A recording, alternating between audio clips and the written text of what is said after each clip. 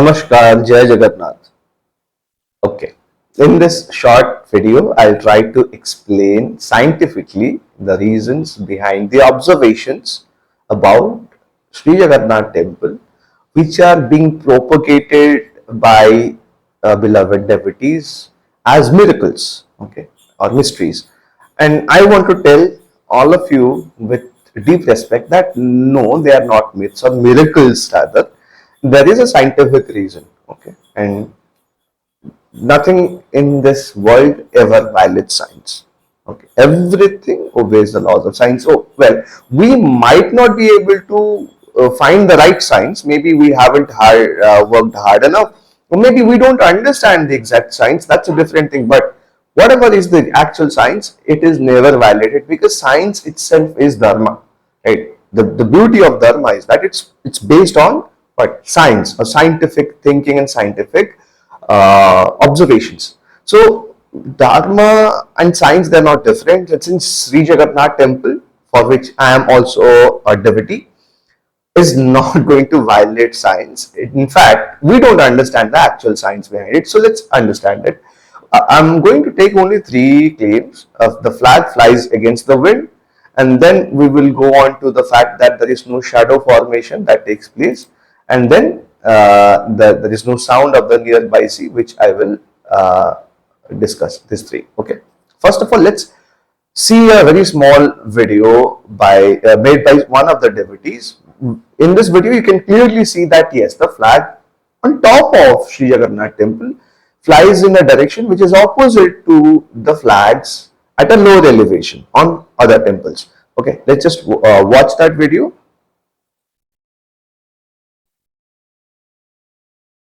যেটার জন্য মেইনলি আমরা সবাই জানি যে একটা অবিশ্বাস্য ব্যাপার, মানে কি করে হয় আমরা কেউ বলতে পারবো না।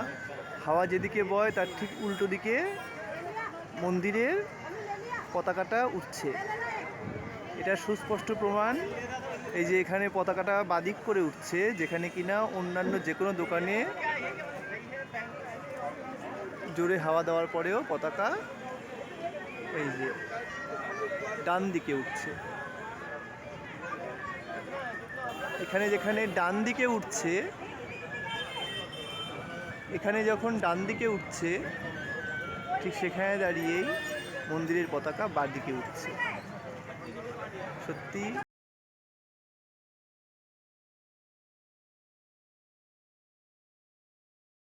Okay, you saw the video clearly. Yes, the flag on the top of Shree Jagannath Temple flies in a direction opposite to that of the flags at a lower elevation. Okay, clear? Now, why should you listen to me? It's because I am a Puriite. I have, I literally grew up in this city and I am a regular visitor of Shree Jagannath Temple. I have been there thousands of times, maybe more than that. And I have seen the temple from so many corners, so many angles that probably most of you might not have ever seen. Okay, as a tourist, you will never get to see those things.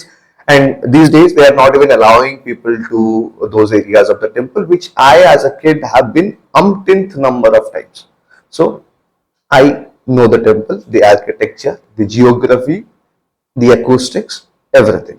So, let me explain why the flag appears to be flying against the wind. So, but then what is wind? So basically, if I put a flag here, right, if I put a flag right here and a flag on top of the Jagannath temple, okay, that is not the right color. So let me use the proper color and that's Bhagwa. So if I have a temple here, the flag here, it will fly here. But the flag on top of this temple will fly in this direction. Yes. Why? See, no flag ever flies against the wind.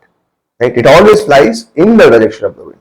The fact is, the direction of the wind at the top of the temple is opposite to the direction of the wind at the top of the smaller temples. Now, why is it so? Because when wind comes in a particular direction, right?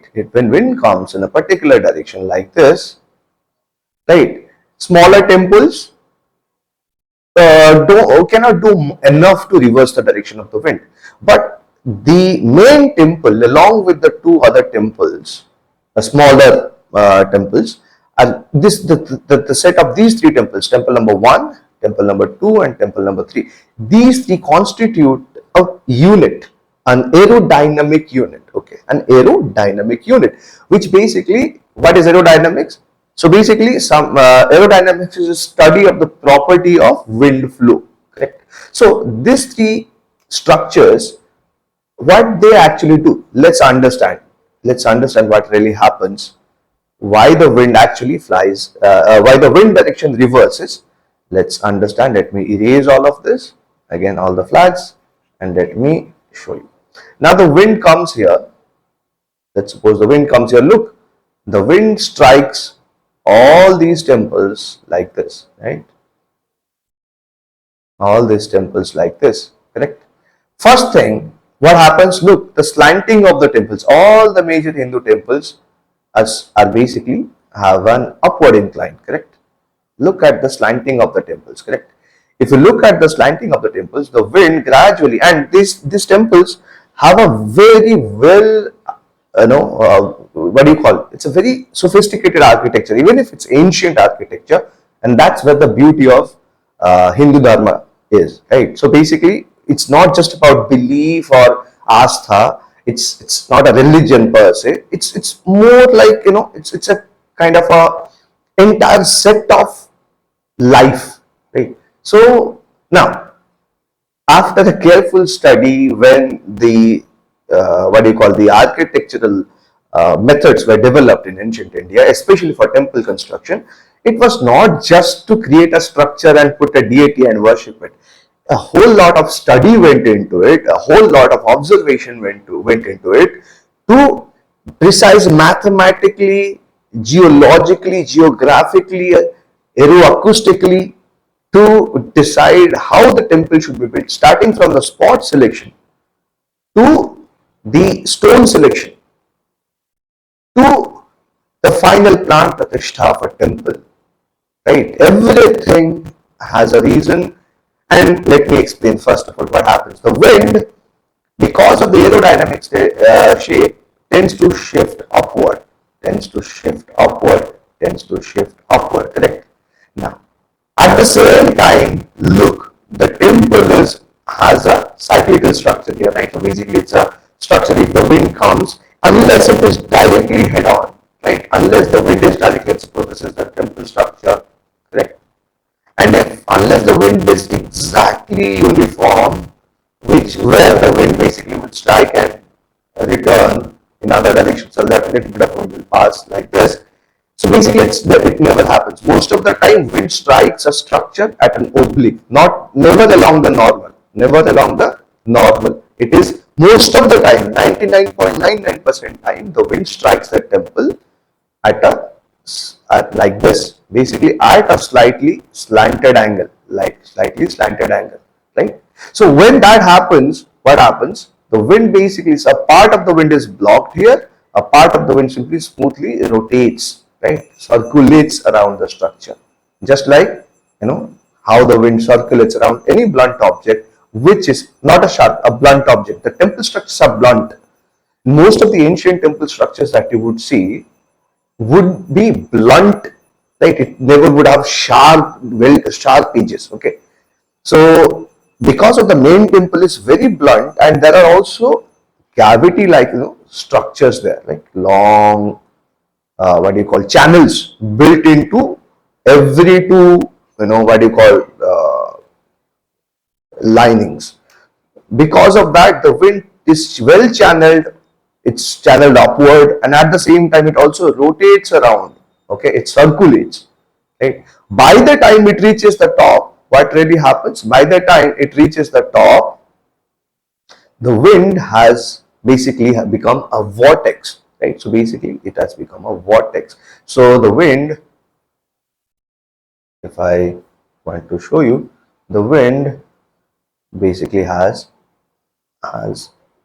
like this. The wind flows like this, not exactly, but it would be having some upward direction motion, right? So basically, it goes like this. Or the wind goes like this. wind goes like this, right? However, when the wind was at the bottom level, no such spatial structure is there to redirect the wind, okay, upward or in the opposite direction. So whatever flag you have, that basically flies or flutters in the direction of the wind. At the top of the temple, the direction of the wind is upward and already reversed. That happens like 60-70% time. But there are certain situations when the wind speed is very high, then this structure would not be able to do such magic. Okay, this structure does the magic to most of the time, but when especially during cyclones something, when the wind speed is too high, then or wind is very turbulent, no, then probably you will end up seeing like all the flags fluttering in the same direction, including the flag at the top of the Shree Jagannath Temple. Okay. Now, because the flag at the top of the Jagannath temple is restricted from flowing like this, right? It will never ever flow upward, right? That is the shape of the flag. So the flag basically ends up, fluttering or moving in the direction of the wind at that point. So when we say the flag flies against the wind, what wind? You are comparing the wind at one location with the wind at the other location. Not necessarily the wind direction will be the same at every place. Even if you take a large enough area, the wind direction is not necessarily the same at every point. So this is a different point at the top of Shree Jagannath Temple, and the other flags which are at a lower elevation, they flow around the first wind. But once the wind has been redirected, as basically it has been circulated by the temple structure, not just one structure, this temple structures, especially the primary, secondary and tertiary, the three structures that we have. The combined action has actually rotated the wind flow almost in a reverse direction while giving it an upward movement. So that's why the flag at the top of Jagannath temple, in most of the times, you will be able to see that is directing in a direction which is opposite to the other flags which are at upper level. So far clear? So here, even if there is no miracle as such, but yes, that puts me in awe of the grandeur of the architecture that our ancient, engineers and architects came up with. How beautiful it was, and what is the reason? Can you guess? Why do we have such? Why did they actually come up with such an idea? The reason is that, see, the temples in ancient India were not just to do divine worship, right? It is primarily for divine worship, yes, but they served a lot of other purposes, correct? What are the other purposes? The purpose is that people should have fresh thoughts in their mind. They should have fresh thought in their minds, right?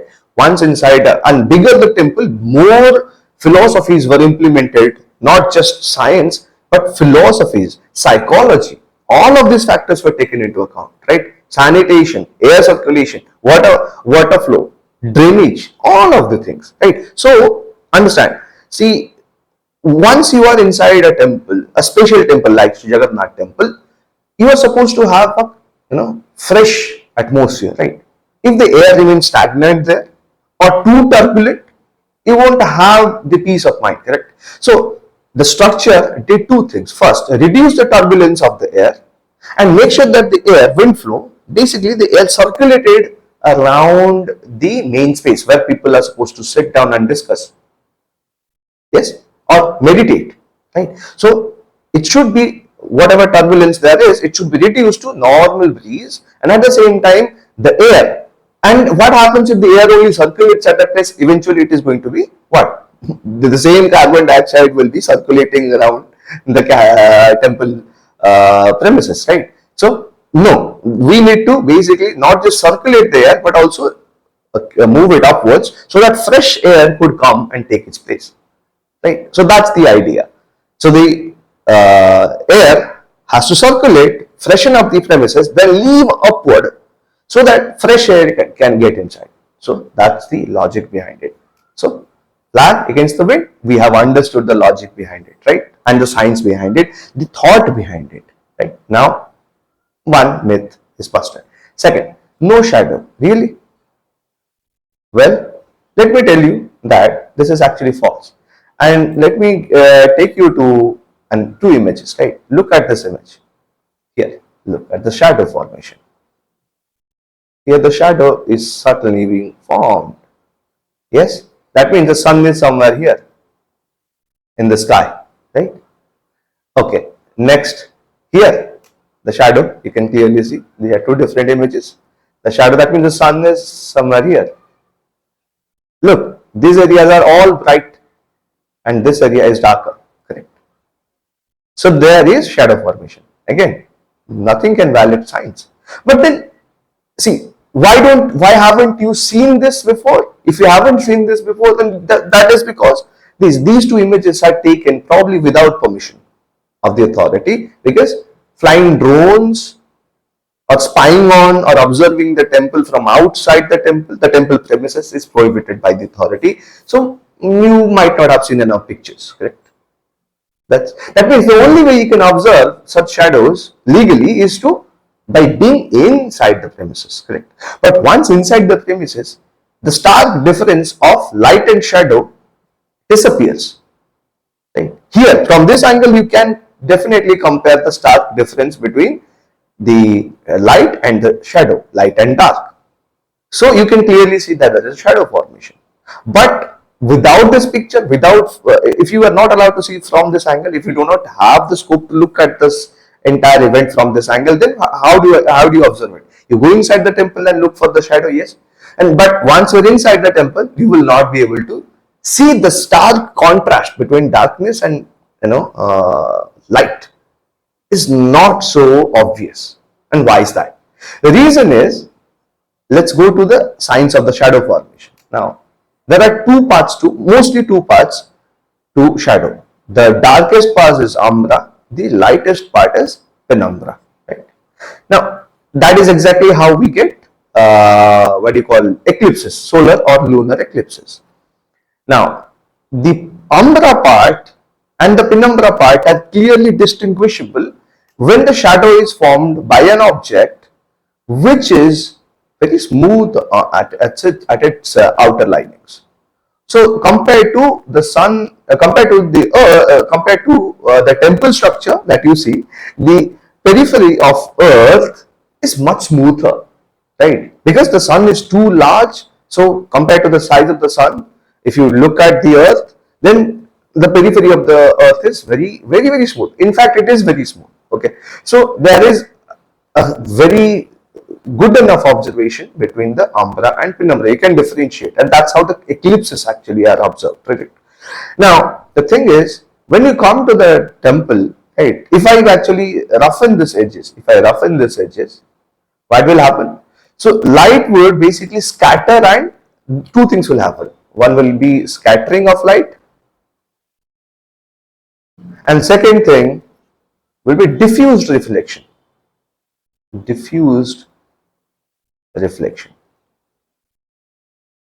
So what will happen in both of them? Then that simply, I'm explaining simply without getting into the mind-boggling math behind it. It's simply the light rays actually bounce back and forth from another object. See, there's a temple structure. There are big walls, and there are other structures also. So light basically bounces back and forth, and basically some of the light which should be limited to penumbra get into umbra, and some of the light were not supposed to get into umbra or penumbra, they also get into umbra and penumbra. So basically the stark difference between the umbra and penumbra disappears. It is still there, but unless you look very carefully, you will not be able to exactly demarcate the line where penumbra ends and umbra starts. It's very tough actually. Now look at the temple structure. Is it smooth? No. And I don't know, probably that's exactly why you see such ridges, vertical ridges, right? And again, there are microstructures also, they are built in, projections, indentations, projections, all of them are there. So light basically goes through scattering and diffused reflection. So once you are inside the temple, standing like one among these people, right, you won't be able to exactly see where the penumbra ends and umbra starts, or the umbra ends and the penumbra starts, and finally you go into light. So this difference, that particular demarcation, is not well observed once you are there inside, because basically to the structure of the temple you are already too small, and the temple is doing scattering and diffuse reflection all around. So the shadow is not clearly visible or observable to you from inside the temple premises. But now you can see it because you are outside. You basically looking from a very different and distant vantage point here. So that is it, and the reason could be still there. Like basically, the designers of the temple might have thought that, okay, well, let's design the temple in which people not even feel that there is a shadow. But again, I don't think that is the reason. It's simply the outcome of the structure. Now we have understood this. No sound near of the nearby sea. Now this is where I do not have a proper image, right, to explain that. See, what happens is that unless you are inside the temple, you won't be able to understand this point exactly as I want you to understand, but let me try. It's not just the nearby sea. It is any sound. Unless it is too intense, you will not be able to hear any outside sound inside the temple. And the reason again is called aeroacoustics. Aeroacoustics. Yes, you know what? Today we have sophisticated studios where audio recording is made, where basically a chamber is there where a singer or a speaker goes inside and speaks or sings, but no outside sound can get inside that. Now it's very sophisticated. In ancient times, they did not have such materials, but they understood the basic mechanism of aeroacoustics. And of course, when you design a very magnificent temple where you would like people to have good thoughts, you don't want them to be bothered by the outside noise, including that of the sea, right? So, what would be your goal? Your goal would be to isolate the sound, right? So, basically, noise isolation. So the architecture of Shree Jagannath Temple, and I'm sure there would be a lot of other temples, magnificent ancient Hindu temples, where acoustics and noise isolation would have been implemented. So the reason behind what I can tell you is, look at this yellow wall, right? That only you are looking at the top of the wall, right? So if you're looking at this wall is actually pretty big compared to the size of a human being, right? Compared to the size of the human being, the wall is actually very large. Okay, so mostly because of the wall, the outside noise, the noise that is basically coming with the wind flowing close to the ground or the road, is not able to impact the what do you call, the sound inside the temple. Okay, that's one of the reasons. The Meghnad Prachir, that's what it is called, the big boundary wall, the large boundary wall, that actually blocks most of the noises from not just of the sea but also of the surrounding places. Okay, you will not be able to hear the sound. That I have observed, that is correct. So no sound of the nearby sea, that is right. I am not going to bust that bit, I am only trying to explain this. Why is it so? Because most of that, because of the Meghnad Prachir, that blocks most of the sound. Second, the sound, unless a sound, which is the source of the sound is basically what happens. If the source of the sound is near the ground, for example, the sea, when you talk about the sea, the source of the sound comes from the waves, right, which hit the shore. So basically, the source of the sound is near the ground. So any sound which has a source near the ground, that mostly travels along the ground, near the ground only, unless it is redirected by other structures. Okay, then including the sound of the nearby sea, as well as people or vehicles, which are basically roaming around on the road outside, the ground outside. Whatever sound comes, that sound, instead of it has no way to basically travel inside, by jumping around the walls, right? It is not that it is blocked 100%. like maybe 40% or 50% of the sound will be blocked by the prachi. Let's suppose 50% of the noise actually 50% of the noise manages to travel inside the temple premises. But by the time that 50% enters the temple premises, it is already diffused, right? Because it has basically spread in all directions.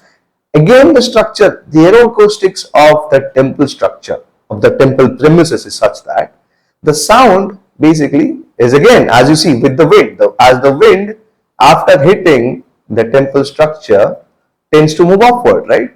It tends to move upward. So the noise is also directed upward, right? So aeroacoustics, that's what we call aeroacoustics. It's how sound propagates in air that already has a certain flow pattern. So noise isolation by the Meghnad Prachi, and then aeroacoustics carries the noise away from you upward and turns it around and spreads in other directions. Just like we talked about air circulation inside the temple premises. So because of all of these reasons, you observe that the flag on atop of Shree Jagannath Temple flies against the wind. You also feel that there is no shadow formation. You also feel that there is no sound of the nearby sea. Or if you observe carefully, you won't be able to hear much of the noise outside. Okay. Even on a busy day, when maybe outside there is a lot of noise, you would not be able to hear those noises inside the temple. And that is because of two things: noise isolation by the big Meghnad Prachi, and second, the aeroacoustics. So all you need to, okay, apart from your Shraddha or Bhakti to Lord Prabhu Shree Jagannath, you should also appreciate the wonderful and mind-boggling, magnificent ideas of architecture and temple design, and that science that our ancestors came up with. Isn't that amazing? Jai Jagannath.